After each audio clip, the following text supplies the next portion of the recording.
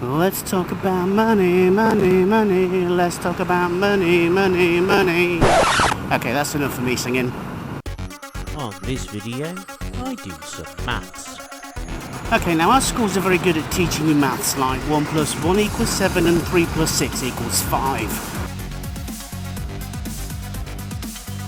I say damn. Yeah. And I have some news for you. I've got some good news and bad news for you.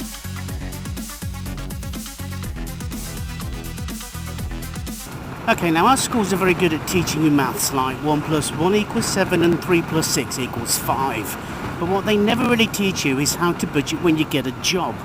They might teach you that Bob has £5 and he buys 30 donuts, but what he doesn't tell you is why Bob doesn't have diabetes after eating those 30 donuts. And let's face it, up to the age of 16, most people believe money grows on trees.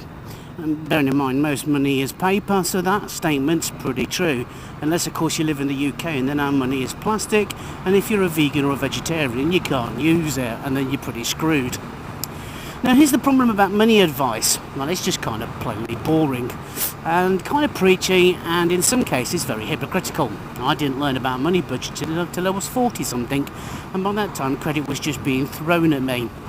Now, the actual fact about money is very shocking. In fact, there's 95% of the population only chasing 5% of the wealth. And this is your typical 9-to-5 day job, self-employed person, or those that have got the career goal of being on benefits for the rest of their life.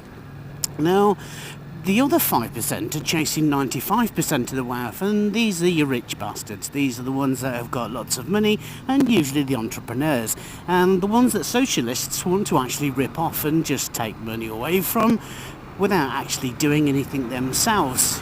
Now, this, in some cases, people classify as not fair, but then life's not fair, and the sooner you realise that, the better your life will be, so you best get over it now. Now, here's the thing about schools and society. They will tell you to get a good job. They will tell you to go to university, and they will tell you to get a good education. They'll also tell you to believe in Santa Claus. The problem with those statements is that some of them are actually false and don't exist.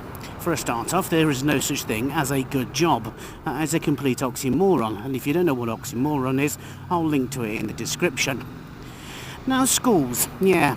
Get a good education. Yeah, as I've already said, schools are very good at teaching you maths, but they're not really very good at teaching you how to live your life.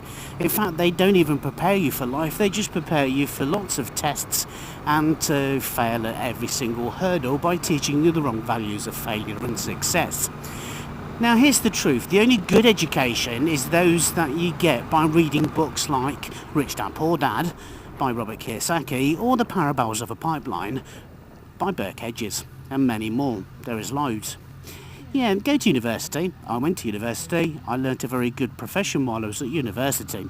Now, here's the thing. I had to work 37.5 hours a week at university and in clinical placements, and then work another 37.5 hours a week at the weekend in order to pay my bills, because I wasn't prepared. But there's student loans, I hear you say. Yeah, student loans. That's the first thing we're going to teach you about getting credit. We're going to teach you to get yourself in debt to go to university. Surely we should be teaching you to save money from the get-go. Most people get pocket money and most kids have jobs.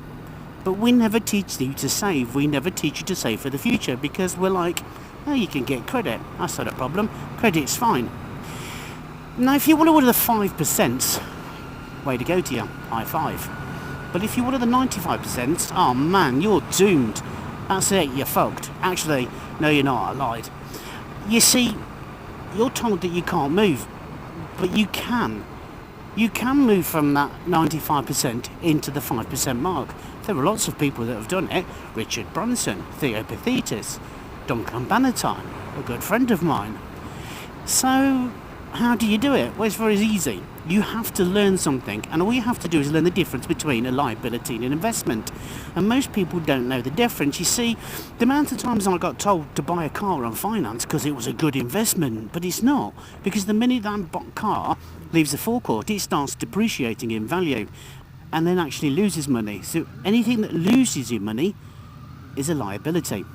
Anything that loses you money and depreciates is most definitely a liability. Anything that makes you money and increases in value is an investment, quite simple. Now, buying a house is both a liability and an investment.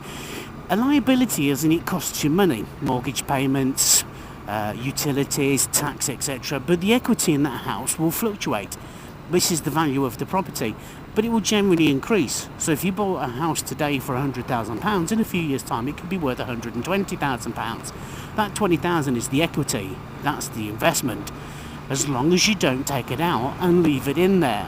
And a lot of people are encouraged to take that equity out, which is a really stupid thing to do. Now here's my advice about money and finance. The first thing is you can become a millionaire.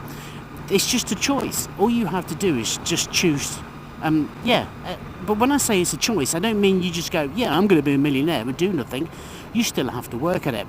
Learn all you can about money and learn all about the stuff that you're not taught at school. If you have a job, aim to save at about 20% of your wages every month. I was invited to a seminar once and it was going to cost me £52 for this seminar. I said to the bloke that invited me, I can't afford that. I can't afford 52 quid. He looked at me and went, how long have you been at work? I was like, 10 years. You see, I was 26 and I started work when I was 16.